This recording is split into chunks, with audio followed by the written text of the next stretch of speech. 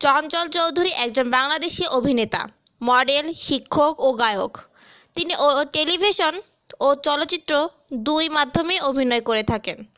অভিনয়ের স্বীকৃতি হিসেবে তিনি শ্রেষ্ঠ অভিনেতা বিভাগে 2 বার জাতীয় চলচ্চিত্র পুরস্কার এবং সেরা অভিনেতা বিভাগে একটি দর্শক জরিপ পুরস্কার পান ও 2টি সমালোচক পুরস্কার বিজয়সহ মোট 12টি মেরিল আলো প্রথম আলো পুরস্কারে মনোনয়ন লাভ করেন। তার জন্ম 1 জুন 1974 সালে। তার বয়স 46।